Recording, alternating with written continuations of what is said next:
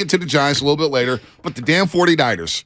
Again, another all-season Joe Shasky, and we got quarterback issues. If I told you right now, explain to the people what's happening with Brock. Well, what's happening with Brock is he went to a doctor yesterday. They said, well, you know what? Come back in March, and we'll figure something out because you have inflammation in the elbow. Inflammation in the elbow. So you've been all over this from the minute we stepped foot in Lincoln Financial Field and play number 6 happened. Play number 6 happened. You said, that may be Tommy John. That's a UCL. You're all over it. And now I said it looked like a baseball injury. And everybody's telling from us the get-go. Everybody's telling us he's going to be ready for camp. He's going to be ready for camp. Well, Tom Pelissero yesterday tweets out, what do you know? Brock Purdy visited Dr. Keith Meister, who recommended postponing surgery because of ongoing inflammation in Purdy's elbow. They'll reconvene in early March. All signs continue to point to a UCL repair that would have Purdy ready for the 2023 season. So the Twitter doctors are out there working. They're using the Twitter fingers, yada, yada, yada, using the Twitter fingers. They're saying, wait a minute. If it's a 6-month recovery, that means he won't be ready until like September 3rd, which is 2 days before Thursday Night Football in week number 1. Which means he might start on the PUP. There's no way he's going to be ready for week 1. I'm ready to bet that right now. There's no way he's going to be ready for week 1. What's the rush? Let me ask you, let's say, forget who you love or whatever. You don't like Trey. Just forget that part. Or you think they should get Tom Brady. If you truly believe in Brock Purdy, what's the rush? Yeah. Oh, well, you know what I was thinking? No, let me ask you that. What is the rush? If he's a long-term solution. If that's your guy, why are you rushing him back? Because we clearly would agree. If that's your guy, if you really believe in him, and if the Niners truly believe in him, is this about week 5? Or is this about year 2 and year 3 and year 4? Well, I will say this about the Niners. And I heard you talking about slow starts. And that's something, when I left Philadelphia, I was thinking about it. I said, these damn slow starts had us traveling to L.A. and Philadelphia for a trip to the Super Bowl. Boy, it'd be nice to get one of those games in the NFC Championship or get one of those games at Levi's Stadium for a chance to play for the Super Bowl instead of going on the road either to the East Coast or down to Southern California. It just, you got to start faster. We look back at last season, we say, damn, you win the Chicago game, you win the Denver game, next thing you know, you got a home field advantage. You know what I'm saying? So you got to get off to a fast start. But what I had rolling through my head, because you make a great point about Brock Purdy, what's the rush? My question is Brock Purdy really that guy for this franchise to where we're going to say, oh, boy, UCL season's over? I'm just like, all right, Brock Purdy has a UCL injury. He may need Tommy John, but I got Trey Lance chilling at the cut.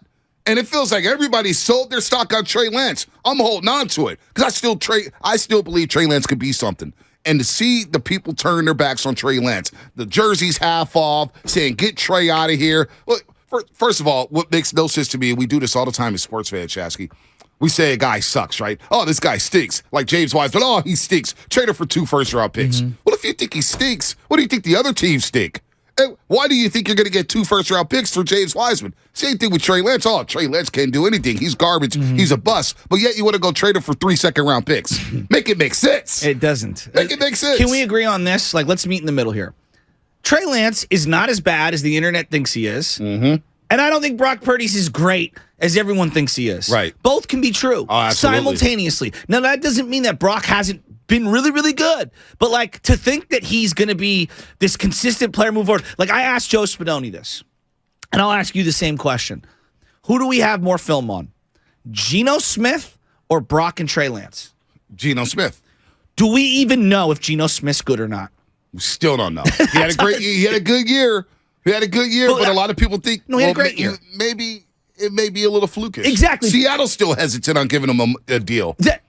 Remove your Niner fandom. I get it. He looked great. I'm not saying he's not good. I'm not saying he didn't perform phenomenally. He did. He absolutely did. But, the way I judge players, it's not about what you did. It's about what you do consistently over a long period of time. Right. You know why Mahomes is considered one of the greatest players of all time? Because from day one until right now, he has looked like the best player or second best player in the league every single week.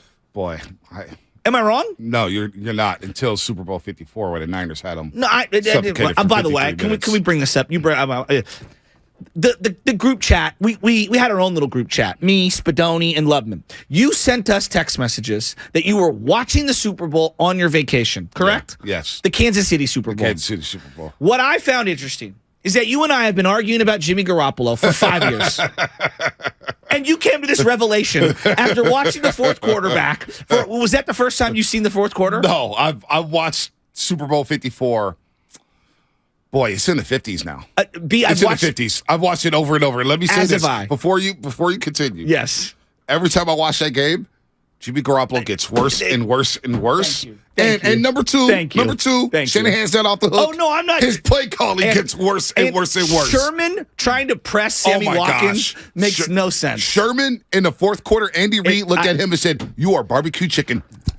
We're attacking you, buddy." They ran sweeps his way. They ran play action passes his way. He couldn't shed blocks. He was awful in the fourth quarter. Tarvarius Moore, that was not pass interference on 3rd and 10. Did Quan Alexander catch that interception? Oh, my gosh. That was between the numbers? Oh, my gosh. It was literally like a 3 flies up play. So I'm watching that Super Bowl because Baby Chaz and Anna were taking a nap, and I'm in the living room. So There's you decided, on. I'm having so much fun in Cabo. Yes. Let me subject myself NFL to pain. Network. I said, you know what? Because they keep showing that damn game. They showed that game 30 times in the last 2 weeks. I said, you know what? I might as well just write it out one more time. Okay. And I sat there and I'm like, oh my gosh, and Jimmy's what did you text the group? Anything. I think I texted that. Did we overrate Jimmy Garoppolo?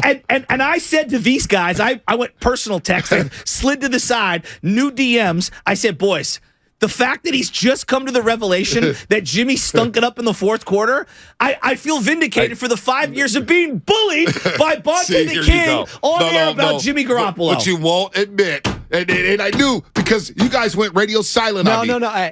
I was sleeping, and I gave you a heart at the end. I acknowledge Which is you the most lackluster response you can do in a group. Yes, it is. You guys left. No, you know what happened? London comes in with a text about something out of nowhere. I'm like, oh, these guys just totally ignore my text. I'm thinking to myself, damn. I said, man, I'm trying to holler at my guys during vacation. I was afraid. I was going to text you and Anna, have a great vacation. I promise I won't reach out to him. I sincerely was. Then I said, you know what? It's better left unsaid. And I tried not to bug you. Hey, listen. The play calls by Shanahan. Oh, the whole thing. So, first and 10, George Kittle on this team? 49-yard line, a minute 49 left. And I said, oh, boy, I got to watch this over.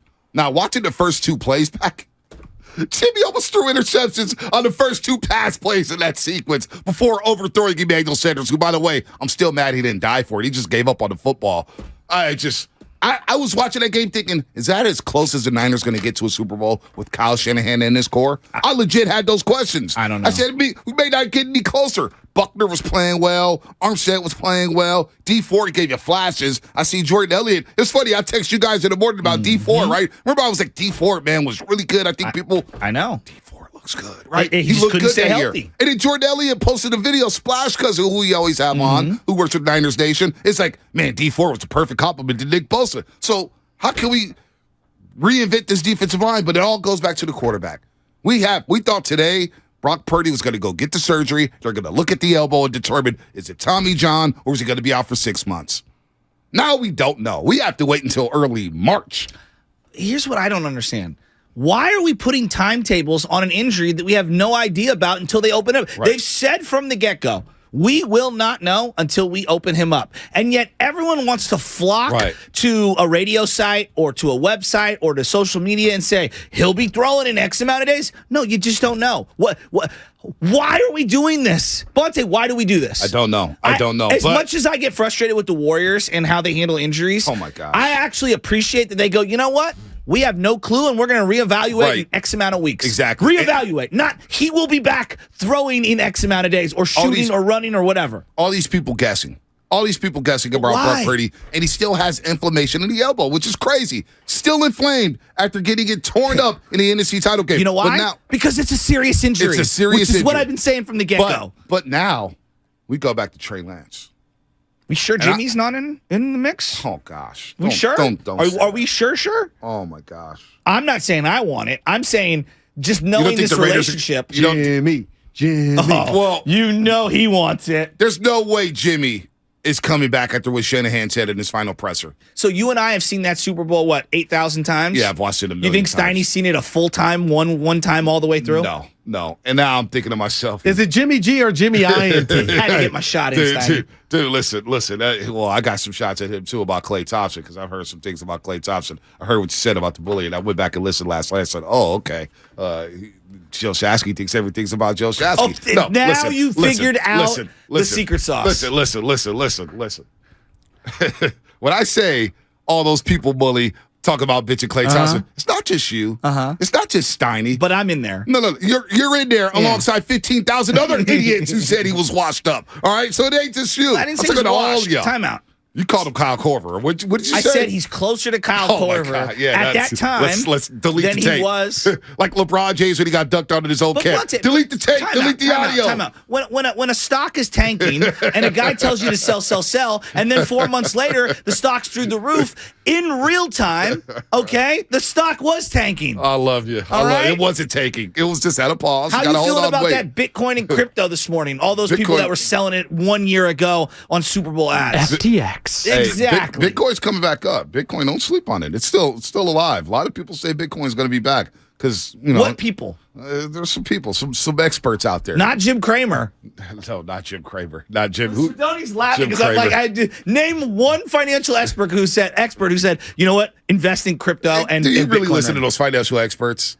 I'm not listening to these dudes. This is who I listen talking about money. This is who I listen to my mind. My uncles who say buy real estate. It never goes down in value over a long period of time. Oh man. So what about Brock Purdy? Are we selling stock on Brock Purdy? Is that the best we've seen of Brock Purdy? Are we that down on Trey Lance as a fan base? Why not Trey? Why not Trey? Fonte, he's not as bad as everyone thinks.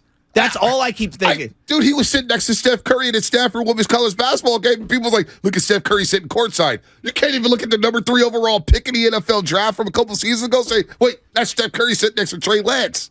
We can't even do that. I mean, I don't even know. We're just like off of Trey. No, I'm back on Trey. And you know what? Trey's going to be starting week 1. Well, so you better rally around him. He's got a lot to prove. He does. Like, let's just, call it what is. The other part of this, which actually we haven't really gotten into, Shanahan acknowledging that he doesn't even know what he has. You and I went to practice. We looked at him, and I was like, there's no way. He is not a runner. He is a mobile quarterback who I want behind more Big Ben Roethlisberger than he would be Lamar Jackson. We both said that. And to think that I was underwhelmed with his athleticism. Dog, I watched him in 2 seconds, and I was like, yeah, he's not a runner. He's way too big. He's the size of George Kittle. Dude, we both said that. First practice we saw Trey Lance. I was like, dude, he's like Culpepper, right? Everybody will classify Culpepper as a runner. I like that. But Culpepper was a pocket quarterback who can run. Yes. Ain't avert trouble, but he was big. He would truck you, but he had a great arm. He's not a runner. Trey's never been that guy.